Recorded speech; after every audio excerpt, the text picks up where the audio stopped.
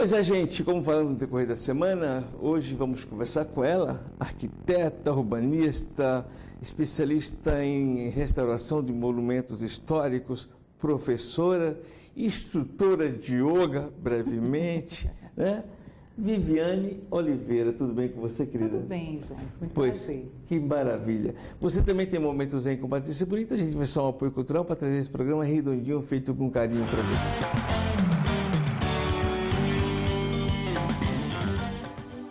Ganesha Núcleo de Yoga. Há um cantinho em Aracaju onde você pode se desconectar para se reconectar. Esse cantinho fica na coroa do meio e ele foi preparado com muito amor e carinho para você. No Ganesha Núcleo de Yoga, nós temos práticas de Hatha Yoga, yoga restaurativa, cursos de formação e várias vivências como retiros e workshops. Nas práticas de yoga, você vai se desconectar do mundo e entrar em contato com a essência mais plena e perfeita que é você, através de técnicas respiratórias, técnicas posturais, técnicas de relaxamento e meditação. Através dessas técnicas você vai ganhar força, flexibilidade, equilíbrio do corpo e da mente. O Ganesha Núcleo de Yoga oferece práticas experimentais que você pode agendar com antecedência. Entre em contato conosco, 7999-680-4469. Namastê! Venha desfrutar de bons momentos na natureza. Araçaracura, esse é o seu lugar. Passeio de charrete, andar a cavalo, o contato com os animais. Venha viver momentos de contentamento. Araçaracura é o seu lugar de lazer. Boa música e bons amigos fazem bons momentos. Reserve já o seu fim de semana em um lugar aconchegante. WhatsApp 799-9972-4802. Esperamos você.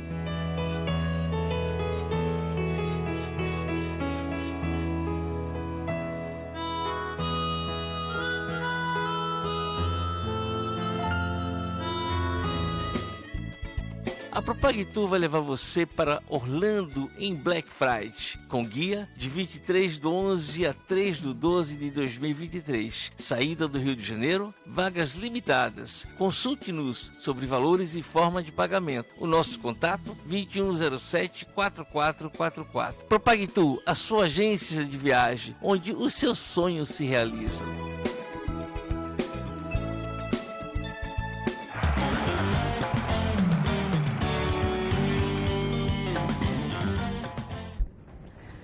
Pois é, agora sim, conversando com ela, que prazer receber você, Viviane. Tudo bem, né? Tudo bem sim.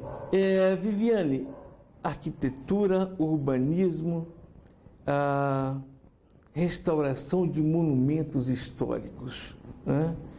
Como é que anda os nossos monumentos em Sergipe ao olhar de uma arquiteta especialista? Bom, João, primeiro um prazer, muito obrigada. É uma honra poder falar sobre patrimônio histórico, né, no estado de Sergipe, um estado pequeno, mas que guarda um acervo gigantesco, né, tanto de bens históricos, edificações históricas, como cidades históricas. A quarta mais antiga, né? Isso, a gente tem tanto São Cristóvão como Laranjeiras, que são reconhecidas como patrimônio nacional, também reconhecidas como patrimônio do estado de Sergipe, né? Além da cidade e de edificações, a gente tem vários monumentos que são integrados, como os azulejos em Estância, que são tombados pelo estado de Sergipe, né? Então a gente tem um acervo em Divina Pastora, em Santo Amaro das Brotas. Então a gente tem, né, em Tomar do Jeru, que tem um exemplar jesuítico maravilhoso. Infelizmente, a gente não tem um cenário tão agradável, né? Então a gente tem problemas tanto da preservação quanto da conservação. Preservar e conservar são diferentes, né? Preservar, a gente preserva a linguagem arquitetônica, que diz a respeito do estilo daquele edifício, das características, da tipologia. Conservar diz respeito à materialidade, ou seja, porta, janela, que são as esquadrias, essa alvenaria, que pode ser de taipa, alvenaria de pedra, né, de pedra e cal. Então a gente precisa, né, ter esse cuidado e uma atenção especial a vários dos nossos monumentos que passam hoje, né, por situação de degradação e alguns em processo de arruinamento. E isso, na verdade, você fala assim, um monumento está se deteriorando, é a história que está se acabando, né? Isso mesmo. É você dizer o seguinte, estou sepultando uma história. Isso. Um tempo, né? Isso. Uma época. Isso não é bom para ninguém. Para ninguém, é verdade. Arquitetura, e quando a gente fala dos bens históricos, né, os bens, edificações e cidade histórica, e aí eu vou recortar para esse cenário que, enquanto arquiteta, né, eu falo sobre isso, perder esses exemplares, a gente perde, além da história, a gente perde também a identidade dessa população. O reconhecimento, essas pessoas se reconhecem nesses bens, né? Então a gente começa a perder as características urbanas, né? Quando a gente fala de sítios históricos urbanos, a gente vai perder também a edificação em si. Então, preservar apenas a casca, né, que é a volumetria desse edifício, a gente preserva a paisagem de uma cidade, mas a gente também perde da história. E a gente precisa dessas referências. Né? Agora, Viviane, o que é que... claro que tem uma semelhança, lógico, mas não é tão diferente assim, né? Quando você imagina o seguinte, eu vou restaurar um prédio e eu vou restaurar uma praça, é urbanismo. Isso mesmo. Mas uma coisa está intrínseca à outra, Isso né? mesmo. Um não existe sem o outro. Assim como a imaterialidade. Quando eu falo de uma manifestação cultural, essa manifestação acontece nesse cenário urbano. Então, se esse cenário, se esse sítio, né, urbano, ele também está descaracterizado, a gente também não vai ter essa apropriação dessa manifestação cultural, por exemplo, né? Então, quando a gente, trazendo, por exemplo, a cidade de Laranjeiras, a gente tem um contexto urbano, a gente tem um cenário, né, que é preservado, existe um conjunto preservado. Não se imagina todo o movimento cultural de Laranjeiras fora dali, né? Fora dali. Então, um não existe sem o outro, né? E veja o quanto é importante a gente pensar de uma forma macro, né? Eu não posso pensar apenas no elemento. Então, quando eu citei estância, eu não posso pensar apenas no azulejo. Existe um suporte. Esse azulejo, ele está fixado numa alvenaria. Você falava em off que Estância tem um grande acervo de azulejo, né? Sim, isso mesmo. O maior acervo, né, do patrimônio azulejar em Sergipe está em Estância e no Nordeste, né, em termos de cidade. Né? Em Salvador a gente vai ter alguns, né, edifícios que guardam o maior acervo de azulejaria, mas na cidade, em fachadas, a gente tem Estância, né? Então a gente não tem isso em outro município daqui de Sergipe. E muitos edifícios já foram perdidos, lamentavelmente. Viviane, acontece, digamos, citando Estância, de um monumento ou algo histórico não pertencer aos entes federativos? Sim, claro. O tombamento ele pode acontecer em 3 instâncias: municipal, federal e estadual. Esses edifícios, eles podem ter a propriedade privada ou pública. Quando a propriedade é privada, o morador, ele tem, né, o proprietário, o dono daquele imóvel, ele tem a obrigação de fazer a manutenção preventiva, ou seja, ele precisa preservar e conservar, né? Quando esse bem é da esfera pública, a esfera pública também tem essa obrigação. Na Constituição Federal, tanto nos artigos 215 e 216, traz claramente a descrição dessas obrigações e define o que é esse patrimônio cultural, né, esse patrimônio histórico, que vai tanto dos bens materiais quanto dos bens imateriais. Então, os órgãos federais, municipais e estaduais, juntamente com a comunidade, têm essa obrigação de preservar e de conservar. Preservar, e assim, eu lembro que andando em Lisboa, aquelas ruas e aqueles casarões, aqueles prédios, tá? E quando você entrava, era algo tão moderno, ou seja, era um outro imóvel, mas a fachada era a mesma de... Sabe lá? Isso. Quanto tempo? Porque muitas pessoas, principalmente aqueles moradores de cidades históricas, eles são são resistentes, né? E quando se fala do órgão de preservação, aí que eles ficam com medo, ficam chateados, porque acham que o órgão tem a obrigação de dar o dinheiro. E claro que não é assim, seria um outro programa a gente falar dessa legislação e dessa forma, né, de financiamento. Mas esse morador que fica assustado porque ele acha que não pode mexer, não pode intervir. Né? Claro que tem uma questão de projeto. Eu, como professora, sempre levanto isso nas minhas aulas de projeto.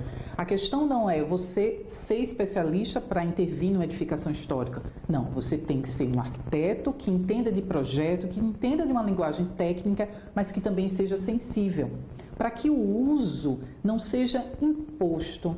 O uso que você dá ao edifício histórico, ele não pode destruir esse edifício, ele não pode mutilar essa edificação.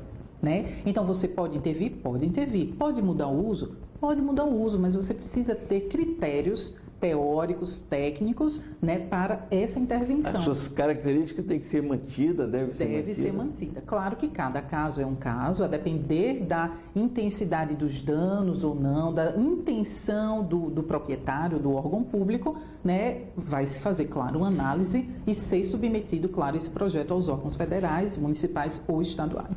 O que é mais, não diria fácil, mas assim, maleável de se lidar é com o urbanismo externo ou com a restauração de prédios ou o convencimento dos seres que ali habitam, que ali transitam. O mais difícil é convencer, né?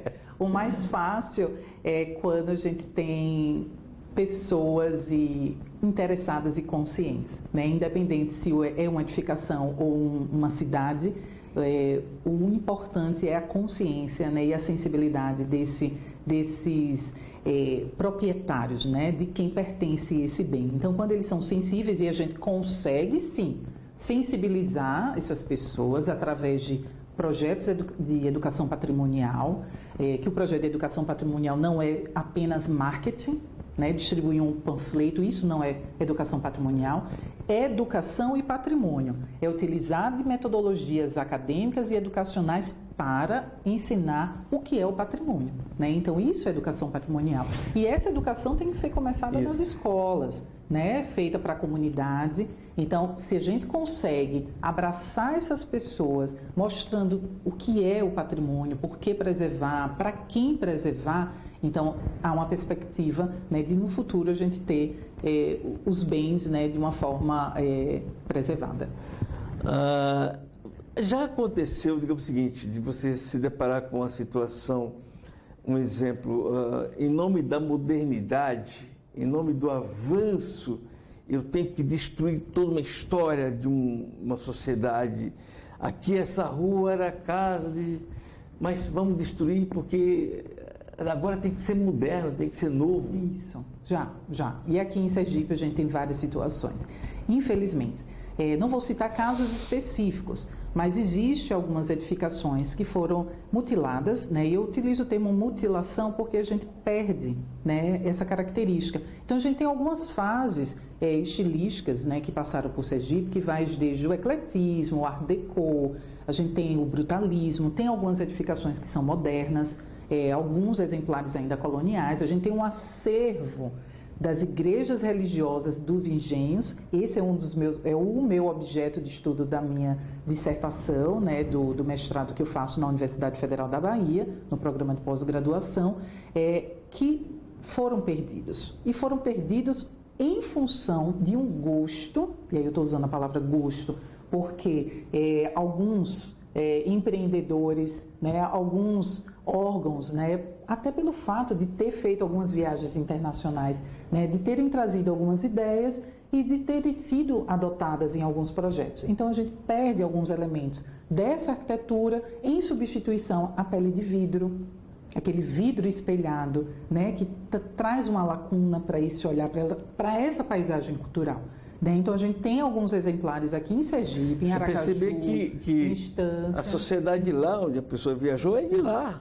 daqui, Isso, porque a gente tem que levar em consideração também o local onde a gente está inserindo, né? Então, imagine você trazer uma caixa de vidro, vira praticamente uma sauna em Sergipe, né? A gente está num ambiente, né, com uma temperatura, com incidência solar, e aí a gente precisa, isso é arquitetura, né? Claro, então, veja claro. que eu preciso ser um bom arquiteto, consciente e sensível para intervir, seja numa pré-existência, a gente usa muito esse termo, uma pré-existência, ou em algo que seja novo, né? Então, se eu tenho um projeto novo, com um terreno, um cliente, eu preciso também entender quem é esse cliente, né? Como intervir na vida dele, né? Eu vou começar a construir do zero, mas eu estou intervindo na vida dele. Claro. Né? E onde entra o yoga nessa história toda? Pois é, eu sempre fui apaixonada pelo yoga, né? Eu vou dizer assim, desde a minha adolescência, enquanto estudante do Colégio Arquidiocesano, o Arquidiocesano até hoje, né, nos proporciona, né? Então a gente tem um grupo aí de ex-alunos que a gente tem uma paixão pelo colégio,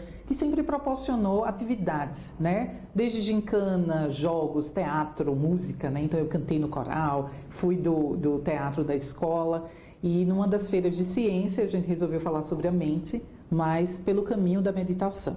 E aí foi quando eu conheci Patti Bonito, o Ganesha, que ficava próximo à minha residência, e a convidei para dar uma aula, né, de yoga nessa feira de ciências. E naquele dia eu me apaixonei. Demorei a chegar, né, no próprio yoga e começar a fazer as aulas, mas depois que eu entrei, entre idas e vindas, né, para a Universidade em Salvador, eu sempre vinha fazer minhas aulas e agora sou aluna do curso, né, do Purna, é a 13ª turma, né, a Mahal Lakshmi, e estou encantada. Inicialmente fiz pelo autoconhecimento, mas eu acredito que talvez saia uma instrutora aí de yoga.